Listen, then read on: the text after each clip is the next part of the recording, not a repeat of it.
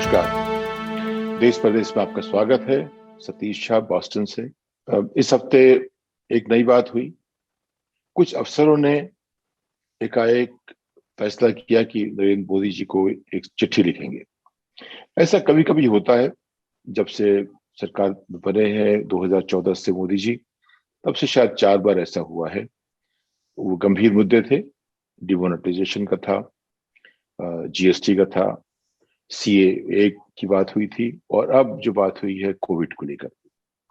इसके पहले भी अक्सर जो हमारे रिटायर्ड ब्यूरोक्रेट्स हैं, कभी कभी कोशिश करते हैं कि उनकी रीढ़ जो है बची रह जाए, दिखे लोगों को कि उनके पास बची हुई है अभी तक।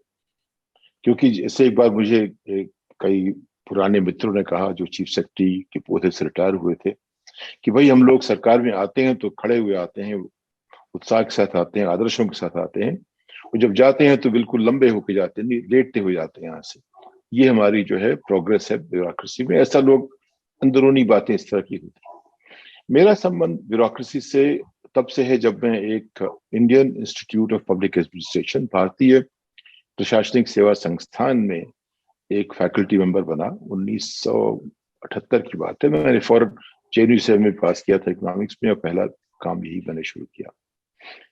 तब मुझे अगले 1-1.5 साल में कुछ चीजें करने को मिली। कुछ जैसे होम मिनिस्ट्री के लिए एक पॉलिसी बनाई, लेकिन 400 ऐसे अफसरों से मुलाकात हुई जिनकी सेवा 4 बरस से लेकर के 34 बरस के बीच में थी। यानी कि जिन्होंने 34 साल की सेवा की थी, उनसे भी मुझे बात करने का तब मौका मिला। एक समझने का मौका मिला सरकार कैसे सोचती है, सरकारी अफसर कैसे सोचते हैं। दूसरा वाकया याद आता है मुझे। एक बार मैं वन लैपटॉप पर चाइल्ड का जब मैं संचालन कर रहा था देश के लिए, तो पहुंचा मैं शिक्षा सचिव के पास। तो मैंने उनसे कहा, आप सचिव तो बन गए, आप शिक्षा सचिव बन जाइए, जिससे कि आप शिक्षा के बारे में सोचें। सिर्फ इसलिए नहीं, सचिव के बारे में नहीं। सचिव काम होता है प्रोसेस को देखना, कौन सी फाइल कहाँ गई। शिक्षा से मतलब होता है कि आप शिक्षा के बारे में सोचें। तो मेरा आशय उनसे ये था। उन्होंने कहा वो काम गवर्नमेंट का है। उन्हें कोई गवर्नमेंट क्या होती है, तो मैं समझता था कि सेक्रेटरी गवर्नमेंट होता है। उस दिन मालूम पड़ा कि वो मेरी गलतफहमी थी। सेक्रेटरी गवर्नमेंट नहीं होती, गवर्नमेंट सिर्फ प्रधानमंत्री होता है। तो सरकार का मतलब होता है प्रधानमंत्री, उसके अलावा कोई और नहीं होता। बाकी लोग उसके नाम पे सरकार काम करते हैं, चाहे वो मंत्री हो, चाहे उप मंत्री हो, राज्य मंत्री हो, सचिव हो, जो भी हो, पूरी सरकारी व्यवस्था। गवर्नमेंट का मतलब प्रधानमंत्री। तो खैर, जो करीब 100-150 जो ब्यूरोक्रेट्स हैं, इनमें कई सारे सेक्रेटरीज हैं, फॉरेन सेक्रेटरीज हैं, डिफेंस सेक्रेटरीज हैं, फाइनेंस सेक्रेटरीज हैं, तमाम हमारे दोस्त भी हैं, कुछ हमसे सीनियर भी हैं, कुछ। इन सब लोगों ने मिलके एक चिट्ठी लिखी है प्रधानमंत्री को, जो अंग्रेजी में लिखते हैं क्योंकि अंग्रेजी उनकी भाषा है, ऑफिशियल लैंग्वेज हमारी है। तो उन्होंने लिखा कि हम लोग, मैं उसमें से कुछ चीजें पढ़ता हूँ। चिट्ठी अंग्रेजी में है, मैं पढ़ता हूँ हिंदी में। ये कहते हैं कि हमारा कमिटमेंट भारत के संविधान के साथ है, और हम पहले भी आप चिट्ठियां इस तरह की लिख चुके हैं, लेकिन आज कोविड के मामले में देखते हुए हम चाहते हैं कि हम लोगों में कुछ आक्रोश भी है, कुछ भय भी है। इसके बीच में चाहते हैं कि आपसे अपनी बात कहें। हम जानते हैं कि ये बीमारी दुनिया भर की है, सिर्फ भारत की नहीं है। लेकिन जिस तरह के हमारे जो नागरिक मेडिकल सेवाओं से, और जिस तरह की हमारी मौतें हो रही हैं, उन सबसे हम लोग सभी परेशान हैं। और हम लोग लगता है कि सरकार अपना काम किसी वजह से शायद नहीं कर पाई है, ये क्राइसिस को भी ठीक से देख नहीं पा रही है। उसकी वजह क्या है कि जो हमारे सरकार में जो कैबिनेट सिस्टम ऑफ गवर्नेंस था, यानी कि हर बात कैबिनेट में जाया करती थी, वो खत्म हो गई है। रिश्ते जो है राज्यों की सरकार के खत्म हो गए हैं, उतने अच्छे नहीं है, वो लगातार खराब होते जा रहे हैं। और खास के जहाँ जो विरोधी पार्टियां जहाँ पे हैं, उनके साथ और भी खराब होते जा रहे हैं। अ, सरकार पूछती नहीं उन लोगों से जिनके पास खास ज्ञान है, जो एक्सपर्ट्स, उनसे बात नहीं करती, वो समय पर बात नहीं करती।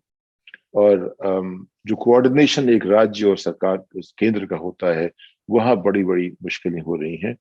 और उससे जो है सब मिला करके पूरे देश में और समाज को नुकसान हो रहा है। अंतर्राष्ट्रीय लोगों ने भी उनसे कहा, हमारे वैज्ञानिकों ने भी सरकार से कहा कि कम से कम जो पहली जो ये कहते हैं जो मार थी हमारे महामारी की, और जो दूसरी मार्च के बीच में जो तमाम चीजें करनी थी वो हमने की नहीं। जो जो थोड़ा बहुत किया उसको हमने डिसमेंटल कर दिया, उसकी वजह हमने किसी सलाह नहीं ली। तो उसमें कुछ चीज चाहिए थी कि हम प्लानिंग करनी चाहिए थी। अगर लोग कह रहे हैं कि दूसरी वेव आने वाली है, तीसरी आने वाली है, हमें कोशिश करनी चाहिए प्लानिंग करने की। जहाँ वैक्सीन की बात हुई तो सरकार एक तरफ कहती है कि हम बहुत बड़े वैक्सीन बनाने वाले देश हैं, दूसरी तरफ उसने वैक्सीन का ऑर्डर ही नहीं किया।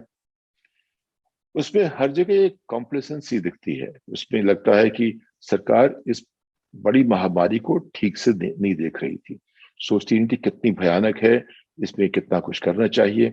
और इसको लेकर के जो हम आत्मनिर्भर की बात अब करते हो, अब हम दूसरों पर डिपेंडेंट हो गए हैं। अब आप बात कर रहे हो कि आप वैक्सीन बनाने के लिए विदेश जाओगे।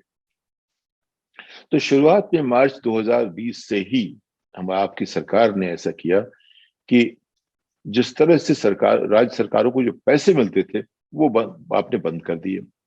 आपने जीएसटी से पैसा लिया और सरकारों को दिया नहीं, राज्य सरकारों को। पीएम केयर में आपने वो भी सारे पैसे खींच लिए।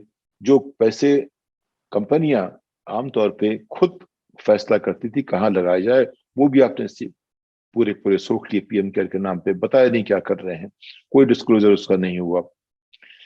सब मिला के आपने ऐसा किया कि पैसों का केंद्रीकरण कर दिया कि पैसे सारे आप करेंगे। राज्य सरकार के पास ना पैसे हैं, कुछ फैसला कर नहीं सकती। और जो जो जो कंपनियां दे सकती थी पैसे लोगों को, सरकारों को, वो नहीं दे सकती, वो भी आपने खींच लिए।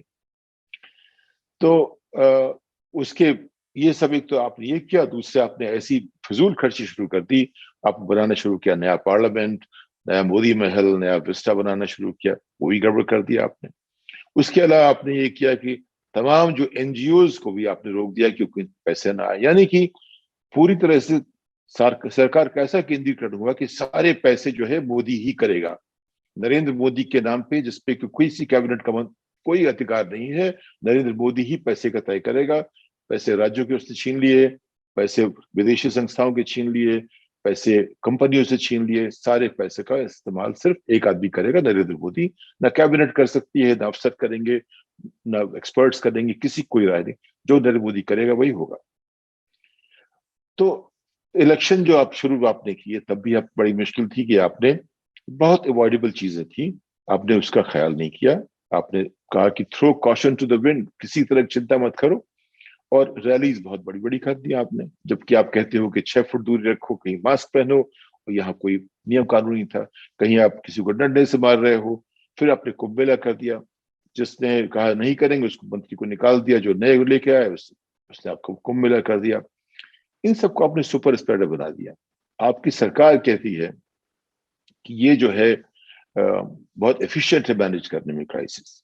लेकिन अगर आप देखें, जो भी आप डेटा वगैरह देखें, तो उससे लगता है कि जितने लोग अस्पताल में गए हैं, जिनकी मौतें हुई हैं, वो एक तो आपने ठीक से सबको बताया नहीं, और जो बताया सबको लोग कहे बहुत कम है। किसी को भरोसा नहीं इस बात का कि आपका डेटा सही है।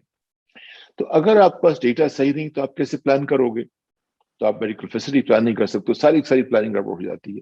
अगर आपकी डेटा सही नहीं है तो कुछ नहीं हो सकता। तो इसीलिए हम कह रहे हैं कि सरकार से ये अर्जी कर रहे हैं कि आप एक तो पहली बात, फ्री और सबके लिए वैक्सीनेशन, सारे सभी नागरिक के लिए वैक्सीनेशन कराने के लिए, टीका लगाने के लिए योजना बनाइए। और ये भारत सरकार की जिम्मेदारी है कि कैसे ये काम किया जाए, क्योंकि सारी सब आपके पास सारे पैसे हैं, आप ही कर सकते हैं, किसी के पास पैसे ही नहीं है। दूसरा कीजिए कि राज्य सरकारों के साथ ठीक से संयोजन कीजिए, कोऑर्डिनेट कीजिए कि उनके पास जो बेसिक फैसिलिटीज हो, चाहे ऑक्सीजन की हो या वेंटिलेटर्स की हो, लाइफ सेविंग चीजें हो, उस तरह की दवाइयां हो, इक्विपमेंट हो, बेड्स हो, ये जो है इसका भी फैसला, इसका भी इंतजाम आप कीजिए। आप हर जगह जो आरटी-पीसीआर टेस्टिंग की बात है, चाहे गांव में या शहर में, ये 100% होनी चाहिए और अवेलेबल होनी चाहिए ऑन डिमांड एज नीडेड। वो भी कीजिए। सबको आप बरोबर पैसे दीजिए राज्यों को, जिससे कि वो ये सब चीजें कर सकें, और ये फौरन कीजिए। और उसके साथ साथ ये जो आपका मोदी महल वाला प्रोग्राम है उसको आप खत्म कीजिए। उसके साथ साथ जो जो अभी जो अनाज जो सरप्लस पड़ा हुआ है उसको आप मुफ्त में सबको बांटिए। इसको खराब करने की जरूरत नहीं है। जितने भी लोग हमारे यहाँ गरीब हैं, मार्जिनल हैं, जिनके पास उतने पैसे नहीं है, जिनकी आमदनी एक हद से कम है, सबको आप इसे मुफ्त में दीजिए। जिनकी नौकरी चलेगी उनको भी ये मुफ्त में दीजिए। और ये तब तक कीजिए जब तक कि महामारी की जो ये चपेट में हम लोग रहें, तब तक करते रहिए। इसके साथ साथ हर महीने जितने भी लोग गरीब हैं, जरूरतमंद हैं, जहां भी हैं, गांव में, शहर में, जो भी हैं, उनको 7,000 रुपये महीने का एक भत्ता दीजिए, तब तक कि जब तक उनको नौकरी नहीं मिल जाती, या सुधरती नहीं स्थिति, या महामारी खत्म नहीं हो जाती। उसके साथ जो FCRA जो है, जो फॉरेन कंट्रीब्यूशन जो होता है NGOs के लिए, उस पर जो आपने जितने रेस्ट्रिक्शंस लगाए हैं, रोक लगाई है, उसको आप खत्म कीजिए, जिससे कि जो जो ऐसी स्थितियों में जो पैसे आ सकते हैं, तमाम दुनिया भर की संस्थाएं भेजना चाहती हैं, वो आप उसको कोऑर्डिनेट कीजिए, लेकिन सब रेस्ट्रिक्शन खत्म कीजिए। जितना भी आपके पास डेटा है उसको आप जनता के सामने रखिए, और उसके साथ एविडेंस बेस्ड पॉलिसी, यानी कि पॉलिसी इसलिए नहीं कि मोदी कहता है कुछ, मोदी कहने से कुछ नहीं होना चाहिए, इसलिए होता है कि ये डेटा कहता है, एविडेंस कहता है, एक्सपर्ट्स कहते हैं, इसलिए काम करना चाहिए। तो ये सब जो है जरूरी चीजें हैं, जो कि आज की जो राजनीतिक और प्रशासनिक जो हमारी व्यवस्था है, उसकी जिम्मेदारी है कि वो ये सब करे। और इसके साथ साथ देश में एक विश्वास की जरूरत है, वो कीजिए। एक मोराल उनका बूस्ट करना है, उसके लिए कुछ काम कीजिए। आज जो है, तो जो देश बट रहा था उसको जोड़ने की कोशिश कीजिए। देश में कम से कम एक दूसरे के प्रति सद्भाव बनाइए साथ में, क्योंकि इतिहास ये तय करेगा इस बात पर कि तुम्हारी सरकार ने सबसे ऊपर, और तुमने खुद जो है कितनी इफेक्टिवली इस व्यवस्था से, इस महामारी से जूझने की कोशिश की, और कहां तक सफल हुई। ये उनकी बात है। उसमें तमाम हमारे कई मित्र भी हैं, कई सीनियर भी हैं, कुछ जिन लोगों को मैं 20, 25, 30, 50, 40 साल से जानता हूं। और जब उन्होंने लिखा, अब आप सोचिए, तो नरेंद्र मोदी ने क्या किया है इस बीच में। उनका ये कहना है कि ब्यूरोक्रेसी जो है, वो आखिर IAC हर जगह क्यों होता है भाई।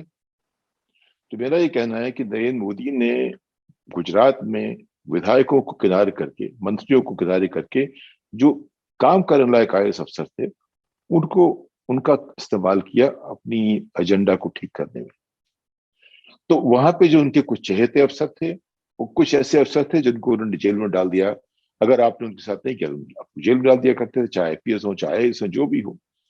तमाम लोग, उन्होंने इस तरह की गड़बड़ियां की, जो कि किसी भी इलेक्टेड नेता को ऐसा करना नहीं चाहिए था। ठीक है, अगर उसमें एक प्रोसेस है। एक लोग कहते थे कि IAS सिविल सर्विस जो हिंदुस्तान की है, वो स्टील का ढांचा है, जिसके नाम पे जो अनपढ़ नेता, क्योंकि मोटी बात यह है कि हर राजनीतिक जो है, हर ब्यूरोक्रेट से कम पढ़ा लिखा होता है आमतौर पे। कुछ एक्सेप्शंस होते हैं, अपवाद हर जगह होंगे। कुछ नेता सबसे ज्यादा पढ़े लिखे हैं, वो अपवाद है। लेकिन मोटे तौर पे जो लोग जमीन से जुड़ते हैं, वो ज्यादातर कम पढ़े लिखे होते हैं बनस्बत के IAS की। कुछ भी कह लीजिए आप, जो IAS जो हमारे देश की जो हर पीढ़ी जो आती है, पीढ़ी के बाद हर साल जो लोग बच्चे पैदा होते हैं, जो जब 21 बरस से 28-23 बरस के बीच में जो सबसे ज्यादा इम्तिहान अच्छा दे सकते हैं, वो लोग इम्तिहान देते हैं, वो पहुंचते हैं सरकार में। आज की तारीख में ये हो गया है कि अब ज्यादातर लोग सरकारी सेवा करना नहीं चाहते, कि उनको पता है कि अनपढ़ नेताओं के बीच पढ़ना पड़ेगा।